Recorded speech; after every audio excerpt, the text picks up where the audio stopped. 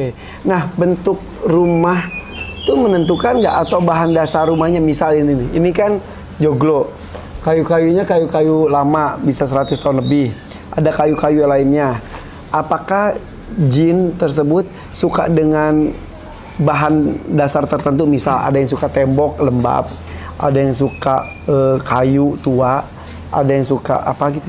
Tidak, dia suka dengan isi rumah, banyak patung-patung, atau tidak ada zikir di dalamnya, tidak ada yang sholat di dalamnya, tidak ada yang ibadah di dalamnya, tidak ada yang baca Quran. Jadi itu jadi tempat tinggal mereka, atau tempat dia mereka disukai. Apalagi makin jauh dari Allah, makin mereka sukai tempat tersebut. Ya, maka kalau di rumah merasakan hal demikian, itu kita punya cara untuk merukyahnya. Caranya? Kita juga akan praktikkan untuk teman-teman. Ayo Kak Irfan, kita di situ biar kita mempraktikkannya. Dan itu tidak perlu manggil ustaz, tidak ini perlu gerak sendiri loh barusan. Nah, itu karena Kak Irfan berdiri. Betul.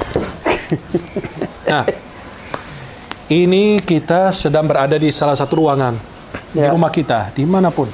Yang penting boleh dilakukan di semua ruangan kecuali satu, kamar mandi. Kenapa?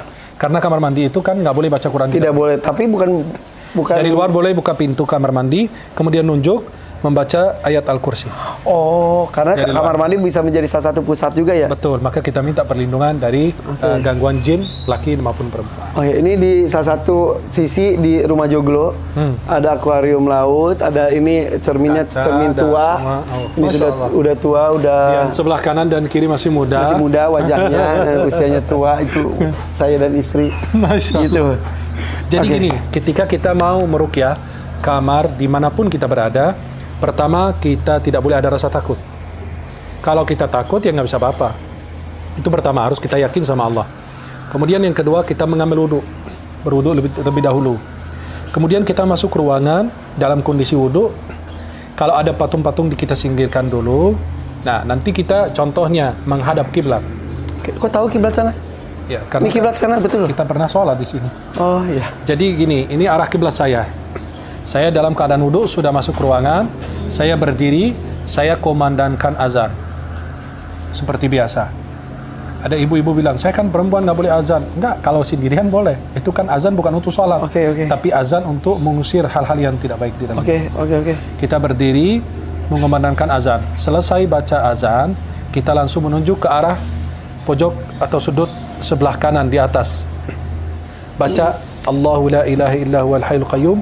لا تأخذه سنة ولا نوم له ما في السماوات وما في الأرض من ذا الذي يشفع عنده إلا بإذنه يعلم ما بين أيديهم وما خلفهم ولا يحيطون بشيء من علمه إلا بما شاء وسع كرسيه السماوات والأرض ولا يؤوده حفظهما وهو العلي العظيم. Kan setiap ruangan itu ada 4 sudut.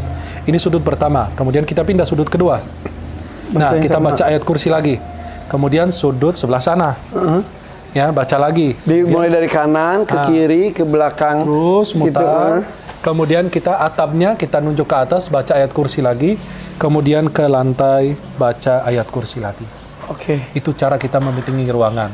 Boleh baca idza zulzilatil ardu zilzalaha 3 kali. Sampai selesai? Sampai selesai. Itu dan dilakukan per ruangan. Misalnya setiap kan ruangan. Ini ruangan ini, ada ruangan lainnya, lakukan yang sama lagi. Iya, sama. Waduh. Kecuali kamar mandi.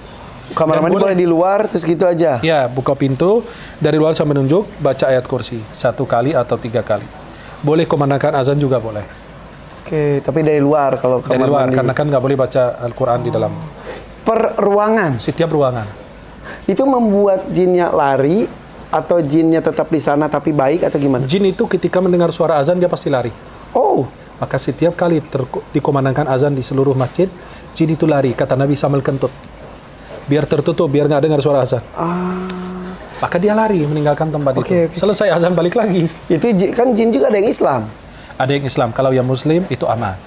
Di rumah kita. Nah, gimana caranya membuat jin yang ada di rumah kita ataupun kantor sama dengan kita, Islam? Ya.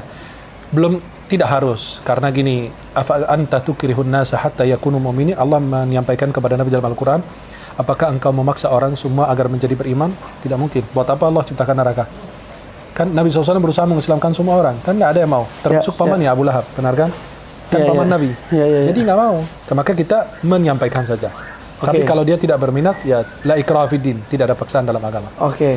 Tapi kan orang Islam juga, orang pun Islam kan ada yang Islam benar, ada Islam Islaman. Islaman. Ya, Jin gitu juga. Ada. Mereka itu kehidupan mereka sama dengan kita. Ada yang kuat, ada yang lemah, ada yang atasan, ada bawahan, ada yang susah, ada yang gitu semua. Hanya beda-beda alam doa. Jin bisa bantu kita nggak? Jadi maksudnya gini, kayak rumah ini misal ada jinnya, tapi misal bawa hoki, misal ngejagain, ada juga yang ganggu, bisa? Ada, bisa. Tapi kan hanya kita meminta kepada Allah. Oke. Kalau kita iyyaka na'budu wa iyyaka nasta'in, hanya kepadamu memohon pertolongan, hanya kepadamu kami menyembah. Oke. Berarti tadi caranya guys untuk meruqyah rumah kan biasanya orang taunya meruqyah manusia. Iya. Ruangan, rumah, kantor bisa diruqyah. Tadi masuk ke ruangan tersebut, ngadep dalam kondisi berwudu, ngadep ke kiblat, tangan seperti ini, azan. Sudah azan, kemudian baca ayat kursi, satu sudut berikutnya, kemudian atas, kemudian bawah. Dan baca idza zulzilatil ardu zilzalaha 3 kali boleh. Oke. Nah, itu udah ruangan udah aman. Ada yang bilang, boleh ngambil air, bacakan ya. Surat Al-Fatihah. Jangan lupa cat guys ya. Al-Fatihah. Surat Al-Baqarah ayat 102. Yang mana? Wattaba'u ma tatlu syayatin. Saya tahunya Al-Baqarah ayat 1 doang. Terus yang pertama Al-Fatihah, yang kedua Al-Baqarah ayat 102. Al-Baqarah 255 itu ayat kursi. Dua ayat terakhir surat Al-Baqarah, amana rasulu bima unzila ilaihi min rabbih wal mu'minun. Dua ayat terakhir 285, 286. Kemudian surat As-Saffat ayat 1 sampai ayat 10. Ayat 1 sampai ayat 10 surat As-Saffat. Kemudian surat Qul huwallahu ahad, Qul a'udzu birabbil falaq, Qul a'udzu birabbin nas. Setiap ruangan? Enggak, ini di air itu. Oh, di air ya. Kan ngambil air dibacakan Al-Fatihah, surat Al-Baqarah ayat 102, surat Al-Baqarah 255, surat Al-Baqarah 285 dan 86. Kemudian surat As-Saffat ayat 1 sampai ayat 10, Qul huwallahu ahad, Qul a'udzu birabbil falaq, Qul a'udzu birabbin nas, ditiup 3 kali. Kemudian boleh azan di air ini.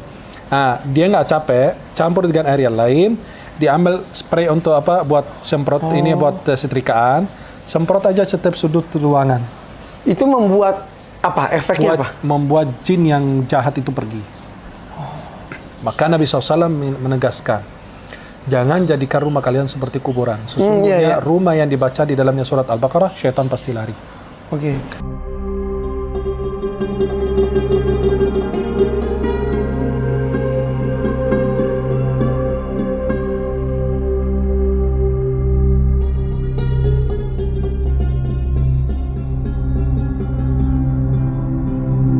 Nah, itu dilakukan bagusnya di rumah ataupun kantor baru atau yang... Lebih bagus kalau masih baru, belum ditempatin orang. Kenapa? Biar bersih.